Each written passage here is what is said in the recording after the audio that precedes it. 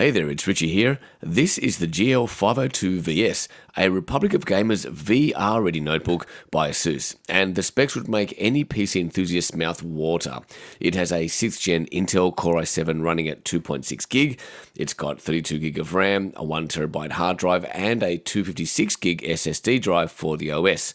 But the big news here is the NVIDIA GTX1070, which makes it VR-ready.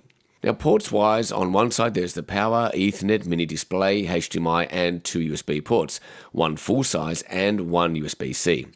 Now, just on the power, check out the full-size power supply that keeps this machine humming. On the other side, there's a headphone jack, 2 more USB ports, and a full-sized SD card slot. For such a feature-packed machine, the overall dimensions are still within pick-up-and-go tolerances at 2.3 kilos and a 30mm thickness at the maximum.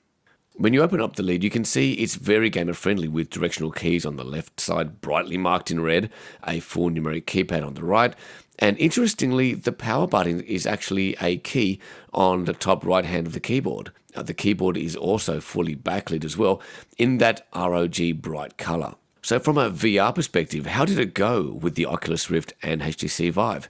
Well, setup for the Rift was easy enough. The positional tracker plugged into the right-hand side USB, the headset cables plugged into the HDMI and USB ports that sit side by side on the left side of the notebook.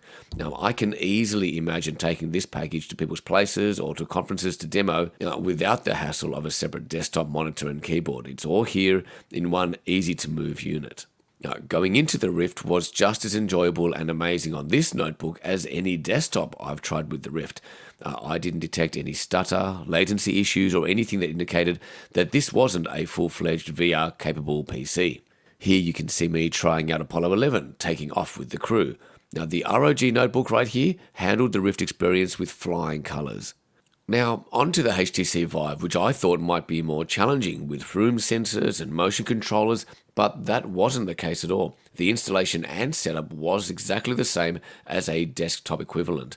This time only 2 cables were needed to go into the notebook, a USB and HDMI cable, as all the other connections go through a link box. The experience this time using the 2 motion controllers and room sensors along with the Vive headset was once again flawless.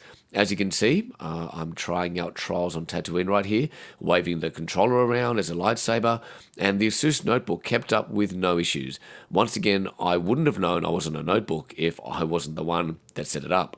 Now, I know that this is a very quick first look, but my immediate impressions were that this notebook is the type of product that can help take virtual reality to the next level by making it easier to transport and share the hardware and therefore the VR experiences. I really love the idea of having a notebook bag and the Oculus Rift box and getting set up in a room or a hall in literally minutes. So that's all I have for today. If there are any questions or tests you'd like me to run specifically on this machine, please let me know in the comments area below. Thanks for watching, and until next time.